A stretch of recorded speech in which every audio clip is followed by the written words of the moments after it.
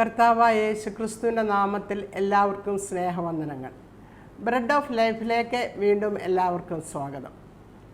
ഇന്നത്തെ നമ്മുടെ ചിന്തയ്ക്കായിട്ട് 2 ദിനവൃത്താന്തം 14-ാം അധ്യായത്തിൻ്റെ 11-ാം വാക്യം വായിക്കാം. 2 Chronicles chapter 14 verse 11. ആസ തൻ്റെ ദൈവമായ യഹോവയെ വിളിച്ചപേക്ഷിച്ചു. യഹോവേ, ബലവാനും ബലഹീനനും തമ്മിൽ കാര്യമുണ്ടായാൽ സഹായിപ്പാൻ നീയല്ലാതെ മറ്റാരുമില്ല. ഞങ്ങളുടെ ദൈവമായ യഹോവേ, ഞങ്ങളെ സഹായിക്കണമേ. നിന്നിൽ ഞങ്ങൾ ആശ്രയിക്കുന്നു. നിന്റെ നാമത്തിൽ ഞങ്ങൾ ഈ പുരുഷാരത്തിന് നേരെ പുറപ്പെട്ടു വന്നിരിക്കുന്നു. യഹോവേ, നീ ഞങ്ങളുടെ ദൈവം. മർത്യൻ നിന്റെ നേരെ പ്രബലനാകരുതേ എന്ന് പറഞ്ഞു. യഹൂദ രാജാവായ ആസയുടെ ഒരു പ്രാർത്ഥനയാണ് ഇത്. യഹൂദയിൽ ഏകദേശം 20 രാജാക്കന്മാരെ ഭരിച്ചു. എന്നാൽ 20 രാജാക്കന്മാരിൽ ഏതാണ്ട് 3 രാജാക്കന്മാർ മാത്രമേ യഹോവയായ ദൈവത്തെ പ്രസാദിപ്പിച്ച് ജീവിച്ചുള്ളൂ. അതിലൊരു രാജാവായിരുന്നു ആസ രാജാവ്. ഈ ആസ രാജാവിൻ്റെ പ്രാർത്ഥനയാണ് നമ്മളിവിടെ കേട്ടത്. ശത്രുക്കൾ തൻ്റെ ദേശത്തെ ആക്രമിക്കാൻ വന്നപ്പോൾ ആസ രാജാവ് യഹോവയായ ദൈവത്തോട് പ്രാർത്ഥിക്കുന്നു. ഏതാണ്ട് ഒരു വാക്യമേ ഈ പ്രാർത്ഥനയുള്ളൂ. അപ്പോൾ ഈ ഒരു വാക്യം, ഒരു സെൻറ്റൻസ് ഉള്ള ഈ പ്രാർത്ഥനയ്ക്ക് യഹോവയായ ദൈവം അവിടെ ഉടനെ മറുപടി കൊടുക്കുന്നു. ശത്രുമുഖത്ത് നിന്ന് പ്രാർത്ഥിക്കുമ്പോൾ, ശത്രുവിൻ്റെ മുമ്പിൽ നിന്ന് പ്രാർത്ഥിക്കുമ്പോൾ യഹോവയായ ദൈവം അവിടെ മറുപടി കൊടുക്കുവാൻ കാരണമെന്ത്? അത് നമുക്ക് തുടർന്നുള്ള നമ്മുടെ ചിന്തയിൽ നിന്ന് നമുക്ക് മനസ്സിലാക്കുവാൻ കഴിയും. ശലോമോൻ രാജാവിൻ്റെ മകനായ രഹബ്യാവിൻ്റെ മകനായ അബിയാവിൻ്റെ മകനായിരുന്നു ആസ രാജാവ്. ഈ വചനത്തിൽ 2 Chronicles 14-ാം അധ്യായത്തിൻ്റെ 2-ാം വാക്യത്തിൽ രാജാവിനെ പറ്റി ഇങ്ങനെ പറയുന്നുണ്ട്. ആസ തൻ്റെ ദൈവമായ യഹോവയ്ക്ക് പ്രസാദവും ഹിതവും ആയുള്ളത് ചെയ്തു എന്ന്. യഹോവയായ ദൈവത്തിന് പ്രസാദവും ഹിതവുമുള്ള കാര്യങ്ങൾ ചെയ്തു എന്ന് രാജാവിനെ പറ്റി പറയുന്നു. ഈ 14-ാം അധ്യായത്തിൻ്റെ ആദ്യ ഭാഗത്ത് യഹോവയെ പ്രസാദിപ്പിക്കുന്ന ഒരു രാജാവിനെ നമുക്ക് കാണുവാൻ കഴിയും. രണ്ടാമതായിട്ടും യഹോവയായ ദൈവം രാജാവിന് സ്വസ്ഥതയും വിശ്രമമൊക്കെ കൊടുത്തപ്പോൾ താൻ എന്ത് ചെയ്യുന്നു എന്നുള്ളത് നമുക്ക് കാണുവാൻ കഴിയും. മൂന്നാമതായിട്ട് ശത്രു ആക്രമിക്കുവാൻ വരുമ്പോൾ യഹോവയായ ദൈവത്തോട് പ്രാർത്ഥിക്കുകയും ദൈവം ആ യുദ്ധത്തിൽ ആസ രാജാവിന് അവിടെ ജയം കൊടുക്കുകയും ചെയ്യുന്നതായിട്ട് നമുക്ക് കാണുവാൻ കഴിയും. യഹോവയായ ദൈവത്തെ ആസ രാജാവ് പ്രസാദിപ്പിച്ചു എന്ന് ഇവിടെ പറയുമ്പോൾ ആസ എന്താണ് ചെയ്തത്? അത് നമുക്ക് ഇവിടെ കാണുവാൻ കഴിയും. ആസ രാജാവ്, ദൈവം അവർക്ക് പ്രമാണം കൊടുത്തിരുന്നു. നിങ്ങൾ ഒരു വിഗ്രഹത്തെ സേവിക്കരുത്, എന്നെ അല്ലാതെ, ഞാനല്ലാതെ ഒരന്യ ദൈവം നിങ്ങൾക്ക് ഉണ്ടാകരുതേ എന്ന് യഹോവയായ ദൈവം അവർക്ക് പ്രമാണം കൊടുത്തിരുന്നു. എന്നാൽ ആസ രാജാവിൻ്റെ പിതാമഹനായ ശലോമോൻ്റെ അവസാന നാളുകളിൽ ശലോമോൻ്റെ ഭാര്യമാരുടെ പ്രേരണ മൂലം അന്യദൈവങ്ങളെ ആരാധിക്കുന്നതായിട്ട് നമുക്ക് ദൈവവചനത്തിൽ നിന്ന് മനസ്സിലാക്കുവാൻ കഴിയും.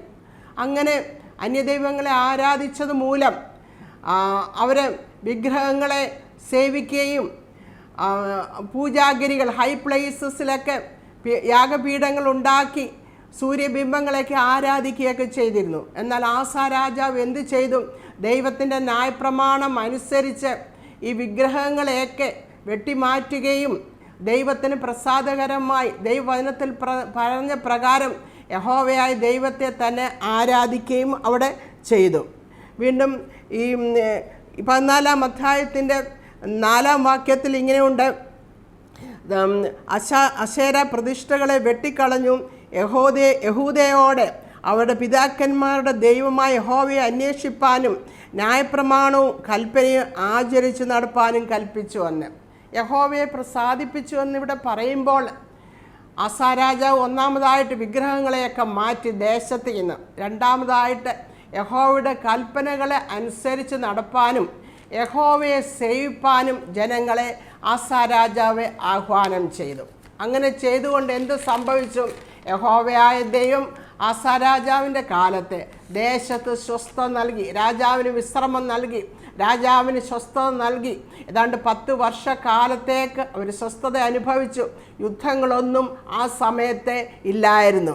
അപ്പോൾ എപ്പോഴും ദൈവമുഖത്തേക്ക് നോക്കിയ ഒരു മനുഷ്യൻ, അല്ലെങ്കിൽ ജനങ്ങളെ തന്നെ ഏൽപ്പിച്ച ജനങ്ങളെ ദൈവത്തെങ്കിലേക്ക് അടുപ്പിച്ച ഒരു രാജാവായിരുന്നു ആസാ രാജാവ്. അതിന് പകരമായി യഹോവയായ ദൈവം എന്ത് ചെയ്തു?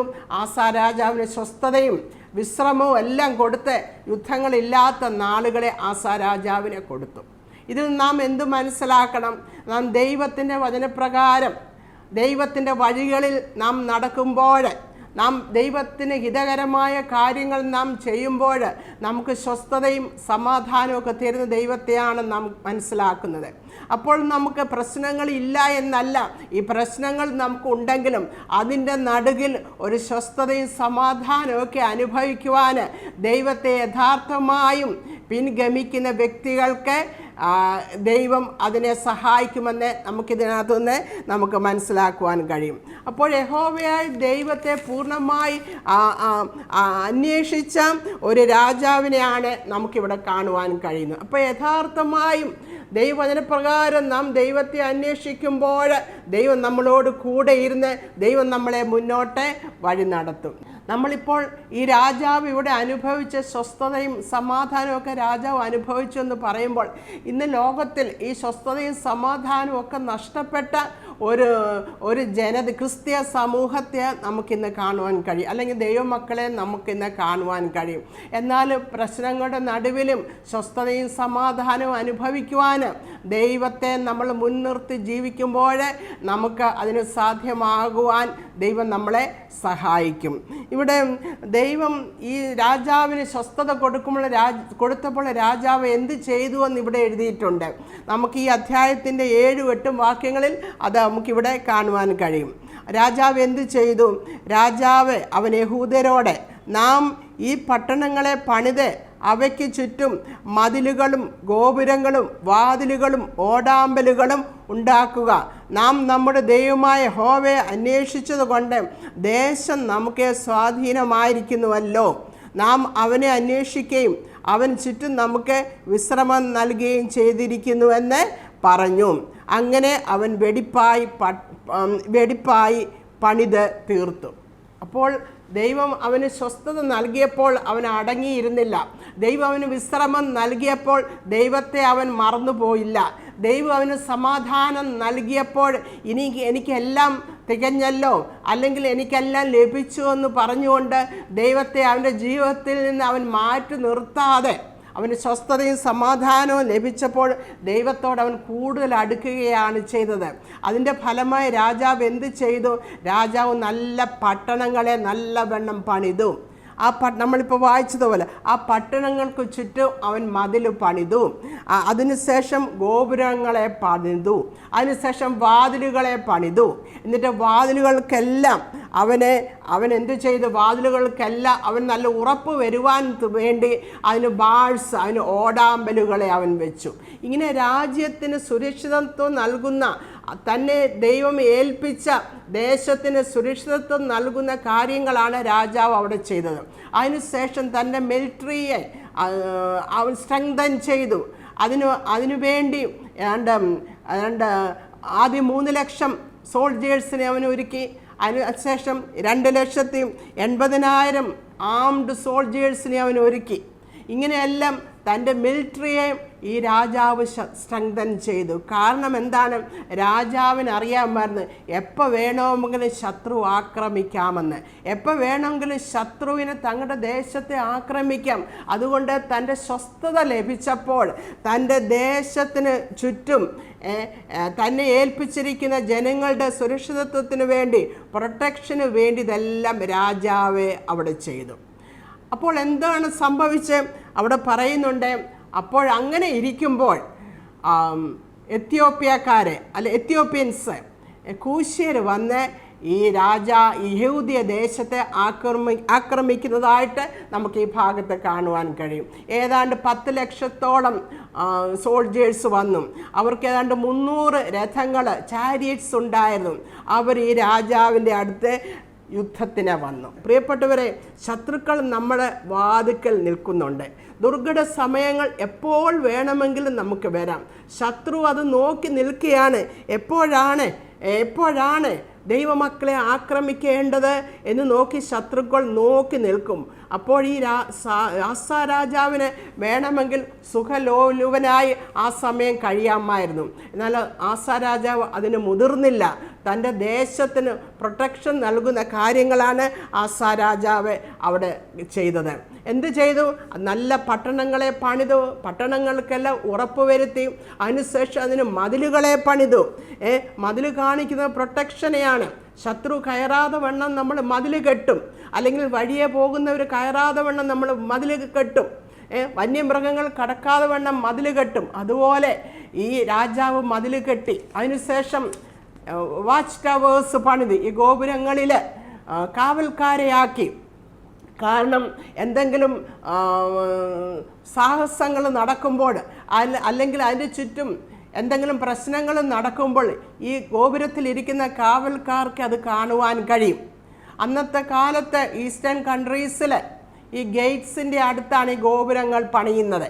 എന്നിട്ട് കാവൽക്കാരെ ആക്കും. അപ്പോൾ യുദ്ധസമയത്തൊക്കെ അവർക്ക് എന്താണ് തങ്ങളുടെ ദേശത്ത് ശത്രുക്കൾ വരുന്നത് കാണുവാൻ വേണ്ടി ഈ ഗോപുരങ്ങളിലുള്ള കാവൽക്കാർക്ക് ഈ ശത്രുക്കൾ വരുന്നത് കാണാമായിരുന്നു. അതിനുവേണ്ടി ഗോപുരങ്ങളെ ഈ രാജാവ് അവിടെ പണിതു. അതുകൊണ്ട് വാതിലുകളെ പണിതു, ഗേറ്റ്സ് ഒക്കെ ഉണ്ടാക്കി. ഗേറ്റ്സ് സെക്യൂരിറ്റിയാണ് കാണിക്കുന്നത്.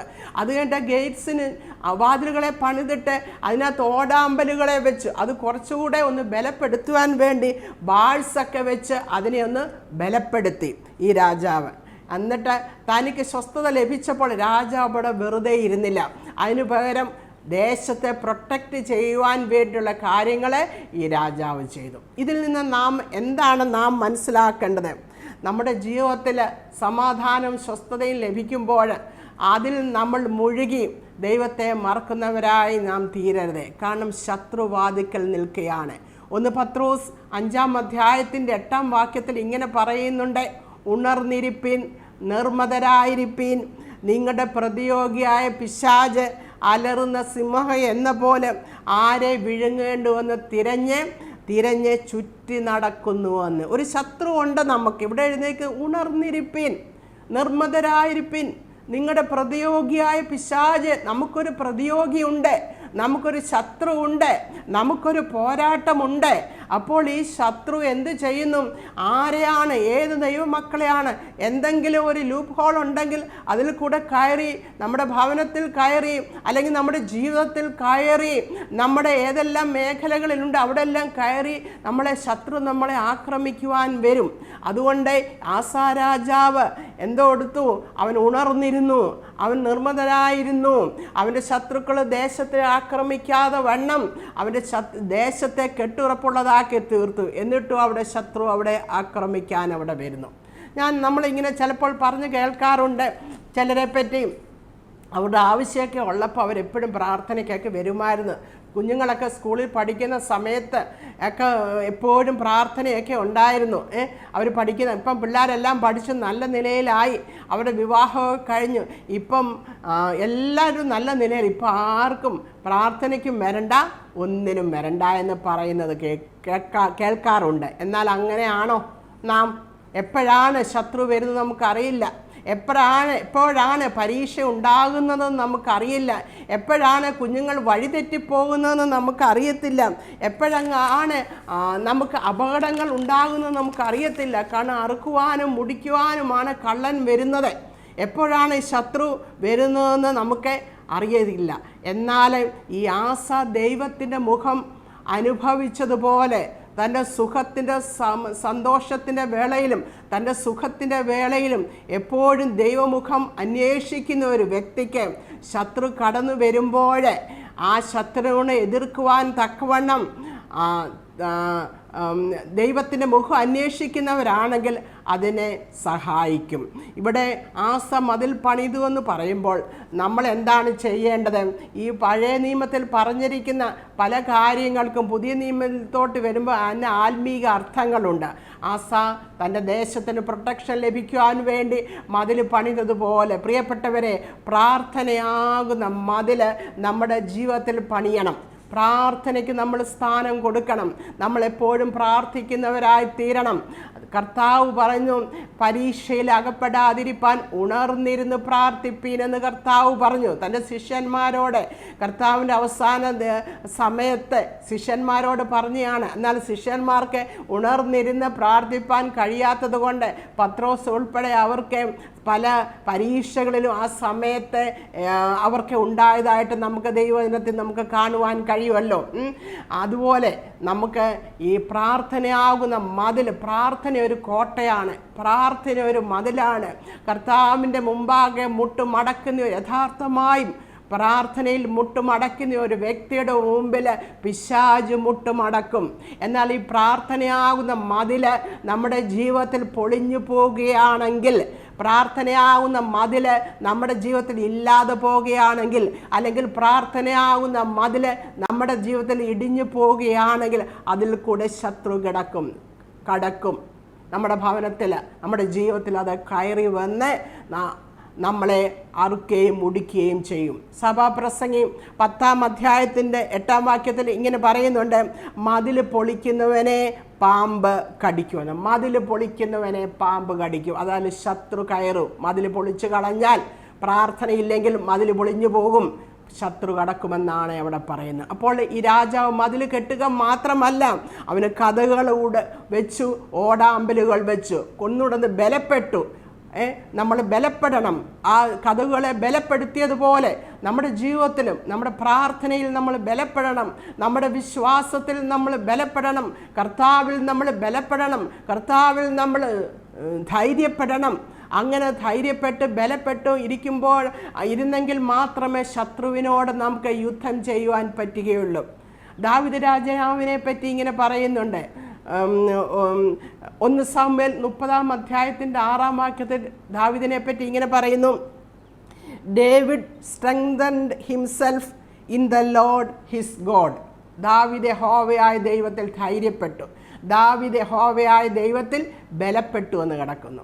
അപ്പോൾ പ്രിയപ്പെട്ടവരെ, നമുക്കൊരു പോരാട്ടമുണ്ട്. ക്രിസ്തീയ ജീവിതത്തിൽ നമുക്കൊരു പോരാട്ടമുണ്ട്. നമുക്ക് പോരാട്ടമുള്ളത് നമ്മുടെ ജഡരക്തങ്ങളോടല്ല, വാഴ്ചകളോടും അധികാരങ്ങളോടും ഈ ലോകത്തെ ദുഷ്ടാത്മ സേനകളോടും സ്വർലോകങ്ങളുടെ ദുഷ്ടാത്മ സേനയോടും നമുക്കൊരു പോരാട്ടമുണ്ട്. നമുക്കൊരു യുദ്ധമുണ്ട്.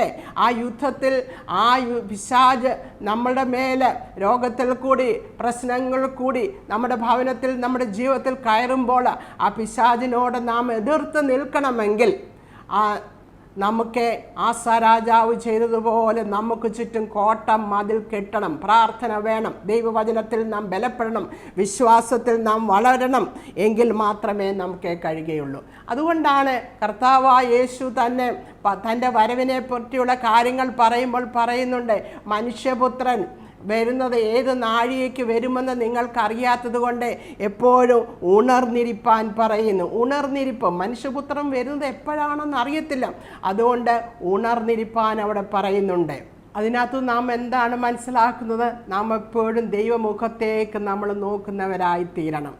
10 കന്യകമാരുടെ കഥയിൽ പറയുന്നുണ്ടല്ലോ, 5 കന്യകമാർ ബുദ്ധിയില്ലാത്തവരായിരുന്നു. അവർ വിളക്കെടുത്തപ്പോൾ അതിൻ്റെ കൂടെ അവർ എണ്ണ എടുത്തില്ല. ഈ 10 പേര് ഉറങ്ങുകയായിരുന്നു. എന്നാൽ മണവാളൻ വരുന്നുവെന്ന് ആർപ്പുവിളി കേട്ടപ്പോൾ ബുദ്ധിയുള്ള കന്യകമാർ വിളക്കെടുത്തു. അവർക്ക് എണ്ണ ഉണ്ടായിരുന്നതുകൊണ്ട് അവർ വിളക്ക് കത്തിച്ചു. എന്നാൽ ബുദ്ധിയില്ലാത്ത കന്യകമാർ അവർ എണ്ണ എടുക്കാഞ്ഞതുകൊണ്ട് അവർക്ക് വിളക്ക് കത്തിക്കുവാൻ കഴിഞ്ഞില്ല. അതുകൊണ്ട് അവർ എണ്ണ വാങ്ങിക്കുവാൻ പോയ സമയത്ത് മണവാളൻ വന്നു. എന്നാൽ എണ്ണ എടുത്ത കന്യകമാർ മണവാളൻ്റെ കൂടെ മണയറയിൽ പ്രവേശിച്ചു. മത്തായിയുടെ സുവിശേഷം 25-ന്റെ 10-ാം വാക്യത്തിൽ ഇങ്ങനെ പറയുന്നുണ്ട്, ഒരുങ്ങിയിരുന്നവർ കല്യാണ സദ്യക്ക് പോയെന്ന്. എന്നാൽ ഒരുങ്ങിയിരിക്കാത്ത, വിളക്കിന് എണ്ണ കരുതാത്ത ആ കന്യകമാർക്ക്, 5 കന്യകമാർക്ക് മണവാളൻ്റെ കൂടെ പോകുവാൻ കഴിഞ്ഞില്ല. അതുകൊണ്ടാണ് കർത്താവ് അവിടെ പറയുന്നത്, നനയ്ക്കാത്ത നാഴികയിൽ മനുഷ്യപുത്രൻ വരുന്നത് കൊണ്ട് നിങ്ങളും ഒരുങ്ങിയിരിപ്പീൻ എന്ന് പറയുന്നു. അതുകൊണ്ട് പ്രിയപ്പെട്ടവരെ, നമ്മളെപ്പോഴും കർത്താവിൻ്റെ മുഖത്തേക്ക്, പ്രശ്നങ്ങളുടെ നടുവിൽ മാത്രമല്ല, പ്രശ്നങ്ങളില്ലാത്തപ്പോഴും വീണ്ടും പ്രശ്നങ്ങൾ നടുവിൽ വരുമ്പോൾ അവയെ നമ്മളെ പ്രൊട്ടക്റ്റ് ചെയ്യുവാൻ വേണ്ടി കർത്താവിൻ്റെ മുഖത്തേക്ക് നാം എപ്പോഴും നോക്കുന്നവരായി തീരണം. ദാനിയേലിൻ്റെ കഥ നമുക്കറിയാമല്ലോ. ദാനിയേൽ ബാബിലോണിലെ വലിയൊരു സ്ഥാനത്ത് പൊസിഷൻ ഇരിക്കുന്ന ഒരാളായിരുന്നു. അവിടുത്തെ ഒരു അഡ്മിനിസ്ട്രേറ്റർ ആയിരുന്നു ദാനിയേൽ. ഏതാണ് 120 സംസ്ഥാനങ്ങളിലെ അഡ്മിനിസ്ട്രേറ്റേഴ്സ് 3 പേരുള്ളത് ഒരാളായിരുന്നു ദാനിയേൽ. നല്ലൊരു പൊസിഷനിൽ ഇരിക്കുമ്പോൾ ദാനിയേലിനെതിരായിട്ട് അവിടെ രേഖ ഉണ്ടാക്കി രാജാവിന് കൊടുത്തു. ദാനിയേൽ എന്ത് ചെയ്തു? ദാനിയേലിൻ്റെ പുസ്തകം 6-ാം അധ്യായത്തിൻ്റെ 10-ാം വാക്യത്തിൽ നമുക്കത് കാണുവാൻ കഴിയും. ദാനിയേൽ ആ സമയത്ത് അവിടെ എഴുതിയിരിക്കുന്നത് ഇങ്ങനെയാണ്: എന്നാൽ രേഖ എഴുതിയിരിക്കുന്നുവെന്ന് ദാനിയേൽ അറിഞ്ഞപ്പോൾ അവൻ വീട്ടിൽ ചെന്ന് അവൻ്റെ മാളിക മുറിയുടെ കിളിവാതിൽ യെരുശലേമിന് നേരെ തുറന്നിരുന്നു. താൻ മുമ്പ് ചെയ്തു വന്നതുപോലെ ദിവസം 3 പ്രാവശ്യം മുട്ടുകുത്തി തൻ്റെ ദൈവത്തിൻ്റെ സന്നിധിയിൽ പ്രാർത്ഥിച്ച് സ്തോത്രം ചെയ്തു. ദാനിയേൽ എന്ത് ചെയ്തു? ദൈവത്തിൻ്റെ സന്നിധി തനിക്കെതിരായി രേഖ വന്നപ്പോൾ തൻ്റെ മുറിയിൽ ചെന്ന് തൻ്റെ വീടിൻ്റെ കിളിവാതിൽ യെരുശലേമിൻ്റെ നേരെ തുറന്നിരുന്നു. അവിടെ താൻ പതിവ് ചെയ്തിരുന്നത് പോലെ തന്നെ താൻ വലിയ പൊസിഷനിൽ ഇരുന്നിട്ട് മനുഷ്യനും താൻ പതിവായിട്ട് ചെയ്യുന്ന ഒരു കാര്യമുണ്ടായിരുന്നു. 3 പ്രാവശ്യം യെരുശലേമിന് നേരെ തിരിഞ്ഞ് മുട്ടുകുത്തി പ്രാർത്ഥിക്കുമായിരുന്നു. എന്നാൽ തനിക്കെതിരായിട്ട് രേഖ എഴുതിയപ്പോഴും ദാനിയേൽ അതുപോലെ തന്നെ പതിവ് പോലെ മുട്ടുകുത്തി ദൈവത്തോടെ പ്രാർത്ഥിച്ചു. എന്താണ് ദാനിയേലിന് ലഭിച്ചത്? ആ സിംഹക്കൂട്ടിൽ ദാനിയേലിനെ ഇട്ടപ്പോൾ യഹോവയായ ദൈവം സിംഹത്തിൻ്റെ വായ അടച്ച് ദാനിയേലിനെ അതിൽ നിന്ന് രക്ഷിച്ചു. അപ്പോൾ തൻ്റെ സന്തോഷത്തിൻ്റെ സമയത്ത് താൻ സമാധാനമായിരിക്കുന്ന സമയത്തും ദൈവത്തെ നോക്കി വിളിക്കുന്ന മനുഷ്യനായിരുന്നു ദാനിയേൽ. അതുകൊണ്ട് ആ പ്രശ്നങ്ങളുടെ നടുവിൽ തനിക്ക് കടന്ന് പരവേശം ചെയ്യേണ്ട കാര്യമൊന്നുമില്ല, കടന്ന് ഓടേണ്ടതായിട്ടൊന്നും വന്നില്ല. അവിടെയും ദൈവമുഖത്തേക്ക് നോക്കിയപ്പോൾ തന്നെ ദൈവം അവനെ വിടുവിക്കുന്നതായിട്ട് നമുക്കിവിടെ കാണുവാൻ കഴിയും. അപ്പോഴും നമ്മുടെ സന്തോഷത്തിൻ്റെയും സമാധാനത്തിൻ്റെയും മുഖത്തെ നാം ദൈവത്തെ നോക്കി വിളിക്കണം. കാരണം ശത്രുവാദിക്കൽ നിൽക്കുകയാണ്. നാം വിശ്വാസത്തിൽ നാം വളരണം, വിശ്വാസത്തിൽ നാം ഉറയ്ക്കണം, ദൈവത്തിൽ നാം ബലപ്പെടണം. ആസാരാജാവ് ചെയ്തതുപോലെ തന്നെ ദൈവത്തിൻ്റെ രാജ്യവും നീതിയും അന്വേഷിക്കുന്നവരായിട്ട് നമുക്ക് തീരണം. ആസാരാജാവ് ഇതെല്ലാം മിലിറ്ററി സ്ട്രെങ്ത് ഒക്കെ വളരെ ഉണ്ടായിരുന്നെങ്കിലും ശത്രുവിനോട് പൊരുതുന്നതിന് മുമ്പായി യഹോവയായ ദൈവത്തോട് അവിടെ പ്രാർത്ഥിക്കുന്നു. അതാണ് നമ്മൾ ഇന്ന് കുറിവാക്യമായിട്ട് വായിച്ചത്. ആസാരാജാവ് പ്രാർത്ഥിക്കുന്നു, കർത്താവേ, ബലവാനും ബലഹീനനും തമ്മിൽ ഒരു കാര്യമുണ്ടായാൽ അങ്ങല്ലാതെ ഞങ്ങളെ രക്ഷിപ്പാൻ ആരുമില്ല എന്നവിടെ പ്രാർത്ഥിക്കുന്നു. ഇത്രയൊക്കെ യഹോവ ഭക്തനായിട്ട് ജീവിച്ച ഈ മനുഷ്യൻ എല്ലാ തരത്തിലും യുദ്ധം ചെയ്യുവാനുള്ള എല്ലാ കാര്യങ്ങളും ഉണ്ടായിട്ടും എന്തുകൊണ്ടാണ് ആസാരാജാവ് ദൈവമുഖത്തേക്ക് നോക്കിയത്? കാരണം സങ്കീർത്തനം 33-ാം അധ്യായത്തിൻ്റെ 16-ഉം 17-ഉം വാക്യത്തിൽ ഇങ്ങനെ പറയുന്നുണ്ട്. അവിടെ പറയുന്നത്, സൈന്യ ബഹുത്വത്താൽ രാജാവ് ജയം പ്രാപിക്കുന്നില്ല, ബലാധിക്യം കൊണ്ട് വീരൻ രക്ഷപ്പെടുന്നതുമില്ല. ജയത്തിന് കുതിര വ്യർത്ഥമാകുന്നു, തൻ്റെ ബലാധിക്യം കൊണ്ട് അത് വിടിവിക്കുന്നതുമില്ല. യഹോവയുടെ ദൃഷ്ടി തൻ്റെ ഭക്തന്മാരുടെ മേലും തൻ്റെ ദയക്കായി പ്രത്യാശിക്കുന്നവരുടെ മേലും ഇരിക്കുന്നുവെന്ന്. യഹോവയുടെ ദൃഷ്ടി തൻ്റെ ഭക്തന്മാരുടെ മേലും തൻ്റെ ദയക്കായി പ്രത്യാശിക്കുന്നവരുടെ മേലും ഇരിക്കുന്നുവെന്ന് ആസാരാജാവിന് അറിയാമായിരുന്നു. ഈ കുതിരകളും ഈ രഥങ്ങളും തൻ്റെ മിലിറ്ററി സ്ട്രെങ്തിനൊന്നും തന്നെ വിടിയിക്കുവാൻ കഴിയുകയില്ല എന്ന് രാജാവിന് അറിയാമായിരുന്നു. അതുകൊണ്ട് രാജാ യഹോവയായ ദൈവത്തോട് പ്രാർത്ഥിക്കുന്നു, കർത്താവേ, ബലവാനും ബലഹീനനും തമ്മിൽ ഒരു കാര്യമുണ്ടായാൽ അങ്ങല്ലാതെ രക്ഷിപ്പാൻ ആരുമില്ലെന്ന്. അപ്പോൾ താൻ ഒരു ബലഹീനനാണ് ദൈവസന്നിധി സമർപ്പിച്ചിട്ട് ദൈവത്തിൻ്റെ അധികാരത്തിൻ്റെ മുമ്പിൽ, പരമാധികാരിയായ ദൈവത്തിൻ്റെ മുമ്പിൽ തന്നെ അവിടെ കീഴ്പ്പെടുത്തുകയാണ് രാജാവ് ചെയ്തത്. ലോകപ്രകാരം നമ്മൾ നോക്കുമ്പോൾ ഒരു ബലവാനും ബലഹീനനും തമ്മിൽ കാര്യമുണ്ടായാലും അതേത് സംഗതിയായാലും ബലമുള്ളവനാണ് ജയിക്കുന്നത്. അത് ലോകത്ത് അത് അങ്ങനെ തന്നെയാണ്. എന്നാൽ ഒരു ബലഹീനനായ മനുഷ്യൻ തൻ്റെ ബലമില്ല എന്ന് ദൈവത്തിൻ്റെ സന്നിധിയിൽ പറഞ്ഞുകൊണ്ട് ദൈവത്തിൻ്റെ കരങ്ങളിലേക്ക് തൻ്റെ കണ്ണുകളെ ഉയർത്തിയാൽ സർവശക്തനായ ദൈവം, ആലോചനയിൽ വലിയവനും പ്രവൃത്തി ശക്തനുമായ നമ്മുടെ ദൈവം ആ ബലഹീന മനുഷ്യനെ സഹായിക്കുവാൻ സ്വർഗത്തിൽ നിന്ന് ഇറങ്ങി വരും. കാരണമെന്ത്? കാരണമെന്ത്? ബലഹീനരെ താങ്ങുന്നവനാണ് നമ്മുടെ ദൈവം. ബലമില്ലാത്തവർക്ക് ബലം കൊടുക്കുന്നവനാണ് ദൈവം. ശക്തിയില്ലാത്തവർക്ക് ശക്തിയെ കൊടുക്കുന്നവനായ ദൈവം ആണ് നമ്മുടെ ദൈവം. യഹോവ ഭക്തന്മാരെ വിടിവിക്കുന്നവനാണ് ദൈവം.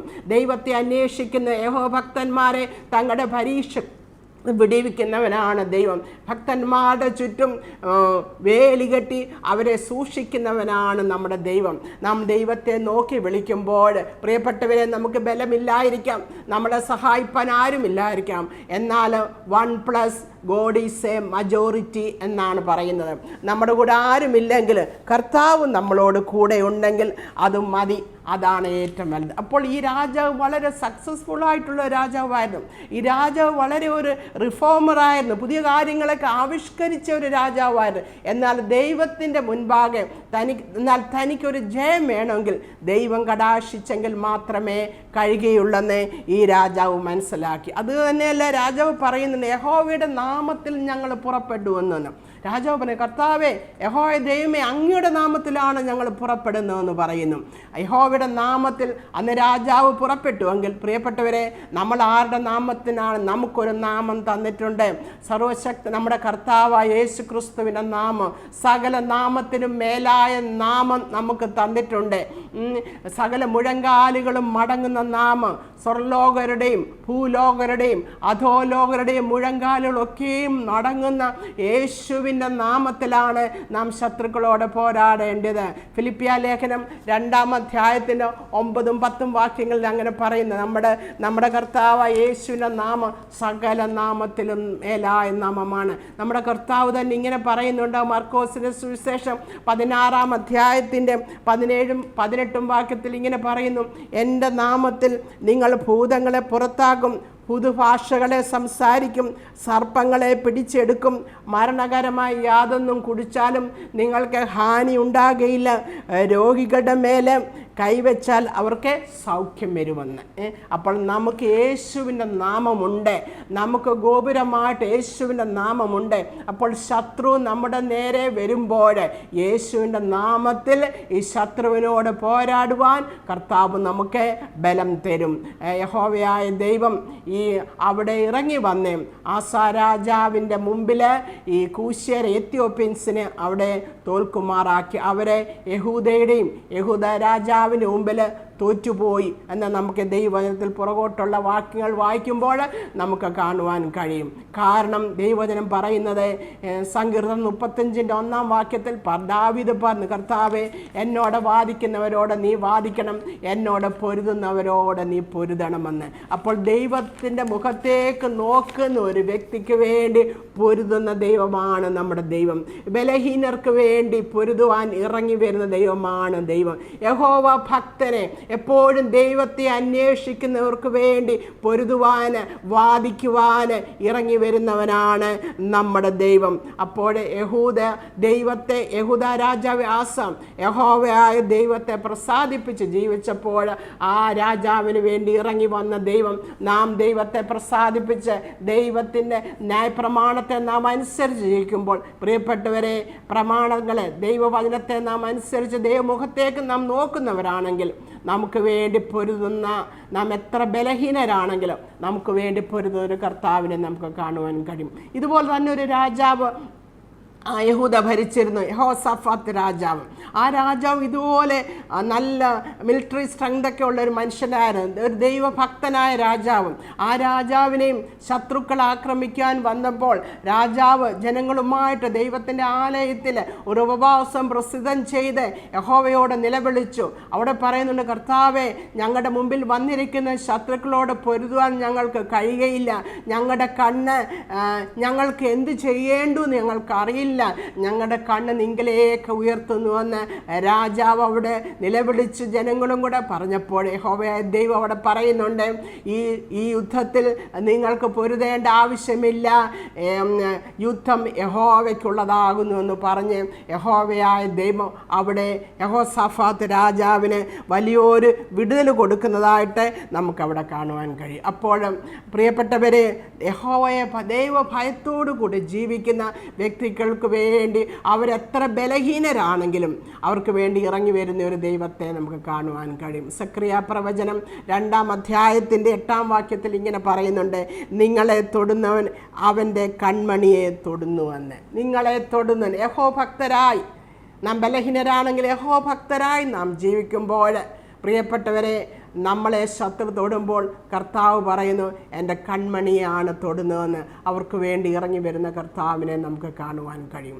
അപ്പോൾ ഈ ഭാഗത്ത് നിന്ന് ഈ രാജാവിനെ എന്തുകൊണ്ട് യഹോവ സഹായിക്കുവാനെത്തി? കാരണം അവന് ദൈവത്തെ അന്വേഷിക്കുന്ന ഒരു സ്വഭാവമുണ്ടായിരുന്നു. ദൈവത്തിൻ്റെ വചനത്തെ അനുസരിക്കുന്ന ഒരു സ്വഭാവമുണ്ടായിരുന്നു. എപ്പോഴും ദൈവത്തിൻ്റെ സന്നിധിയിൽ സ്ഥിരതയോടെ നിൽക്കുന്ന ഒരു സ്വഭാവമുണ്ടായിരുന്നു. സാഹചര്യങ്ങൾ അനുസരിച്ച് അവൻ്റെ സ്വഭാവം മാറാതെ ഒരുപോലെ ദൈവമുഖത്തേക്ക് നോക്കി വലിയവനായ ദൈവത്തിൻ്റെ സന്നിധിയിൽ താൻ ആരെന്ന് മനസ്സിലാക്കി വലിയവനായ ദൈവത്തെ ആശ്രയിക്കുന്ന ഒരു സ്വഭാവമുണ്ടായിരുന്നു. പ്രിയപ്പെട്ടവരെ, ആസ പ്രാർത്ഥിച്ചതുപോലെ നമുക്കും പ്രാർത്ഥിക്കുവാൻ കഴിയുമോ? കർത്താവെ, ബലവാനും ബലഹീനനും തമ്മിൽ ഒരു കാര്യമുണ്ടായാൽ അങ്ങല്ലാതെ ഞങ്ങളെ രക്ഷിപ്പാൻ ആരുമില്ല എന്ന്. നമ്മുടെ ബലഹീന അവസരങ്ങളിൽ പ്രിയപ്പെട്ടവരെ, നമ്മുടെ കർത്താവിൻ്റെ സന്നിധിയിൽ നാം കടന്നു ചെല്ലുകയാണെങ്കിൽ അവൻ നമ്മളെ ബലപ്പെടുത്തി അവൻ നമ്മളെ ശത്രുവിൻ്റെ കയ്യിൽ നിന്ന് വിടിവിക്കും. അതുമാത്രമല്ല, നമ്മുടെ സന്തോഷ സമയങ്ങളിലും നമുക്ക് പ്രശ്നങ്ങളില്ലാത്ത സമയത്തും നമ്മൾ എങ്ങനെ സമയം ചെലവഴിക്കും? യഹോവയെ പ്രസാദിപ്പിച്ചുകൊണ്ട് നമ്മുടെ ജീവിതം മുന്നോട്ട് പോയാൽ പ്രശ്നങ്ങളുടെ നടുവിൽ നമുക്ക് കിടന്ന് ഓടേണ്ടതായിട്ട് വരത്തില്ല. പ്രശ്ന പരിഹാരിയായ കർത്താവ് നമുക്ക് വേണ്ടി ഇറങ്ങി നമ്മളെ വിടിവിക്കാൻ വേണ്ടി കടന്നു വരും. അങ്ങനെ നമുക്ക് എപ്പോഴും ദൈവത്തോടെ ദൈവമുഖത്തേക്ക് നോക്കുന്ന ഒരു ജീവിത ശൈലി നമുക്കുണ്ടാകുവാൻ കർത്താവ് നമ്മളെ സഹായിക്കട്ടെ.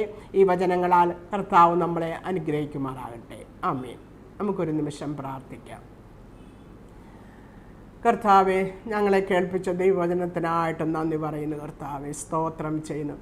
ബലഹീനരായ ഞങ്ങൾ പലപ്പോഴും കർത്താവെ, ഞങ്ങളുടെ ജീവിതത്തിലെ പ്രശ്നങ്ങൾ ഉണ്ടാകുമ്പോൾ ബലവാനായ അങ്ങയിലേക്ക് ഞങ്ങളുടെ മുഖം ഉയർത്തുവാൻ ഞങ്ങളെ സഹായിക്കണമേ. ഞങ്ങളുടെ കർത്താവെ, ഞങ്ങൾക്കുള്ള യാതൊന്നും ഞങ്ങളുടെ പ്രശ്നങ്ങളുടെ മധ്യേ ഞങ്ങളെ വിടിവിക്കാനും കഴിയുകയില്ല. ആസാ രാജാവ് ഇത് മനസ്സിലാക്കി അങ്ങയിൽ ആശ്രയിച്ചതുപോലെ കർത്താവെ, അങ്ങയിൽ ആശ്രയിപ്പാൻ ഞങ്ങളെ അവിടുന്ന് സഹായിക്കണമേ എന്ന് പ്രാർത്ഥിക്കുന്നു. കർത്താവ്, ഈ വചനത്തിന് മുമ്പിൽ ഞങ്ങളെ കീഴ്പ്പെടുത്തി ജീവിപ്പാൻ ഞങ്ങളെ സഹായിക്കണം. പ്രാർത്ഥന കേട്ടതിനെ ഓർത്ത് സ്തോത്രം. കർത്താവായ യേശു ക്രിസ്തുവിൻ്റെ നാമത്തിൽ തന്നെ ആമേൻ.